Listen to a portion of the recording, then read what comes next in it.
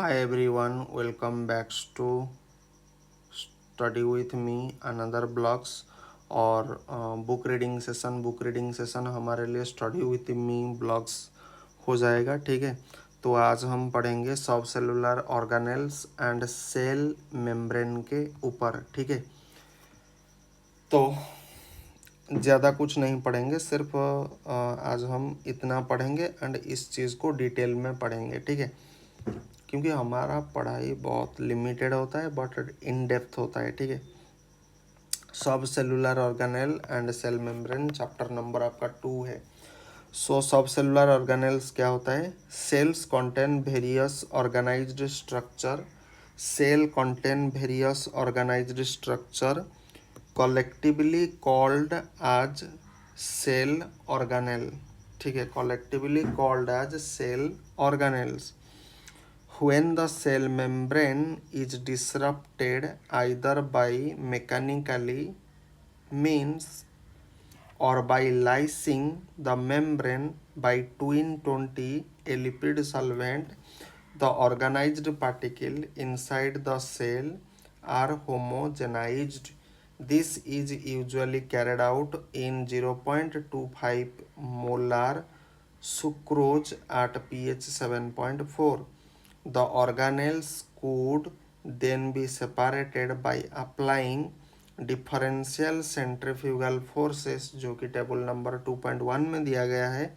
Albert Claude got Nobel prize in 1974 for the fractionating subcellular organelle. Now subcellular organelle क्या होता है? सो इसको हमने यहाँ पर लिखा है, सब cellular organelles are specialised structure found within the cell, जो कि सेल के अंदर पाया जाता है। Each performing distinct and vital function necessary for the survival and proper functioning of the organism. They are considered sub cellular because they exist within the cell, जो कि cell के अंदर एग्जिस्ट करता है and contribute to cellular process such as energy production, protein synthesis and genetic information storage।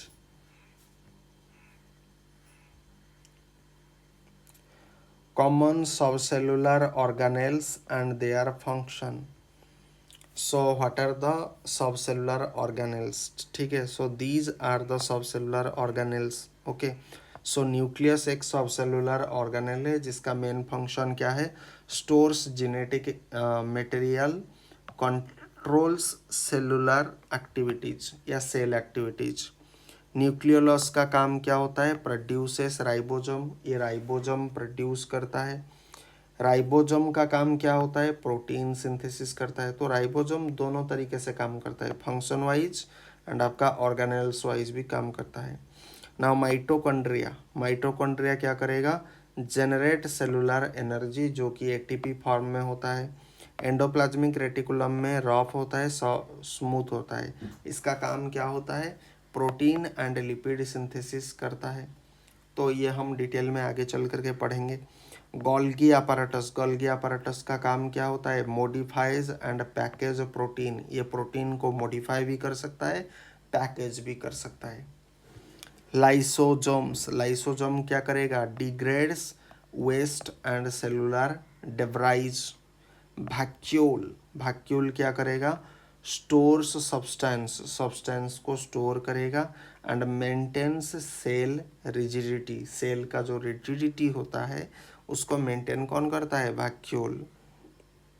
Cytoskeleton provide structure, ये हमें क्या करेगा? स्ट्रक्चर प्रोवाइड करेगा।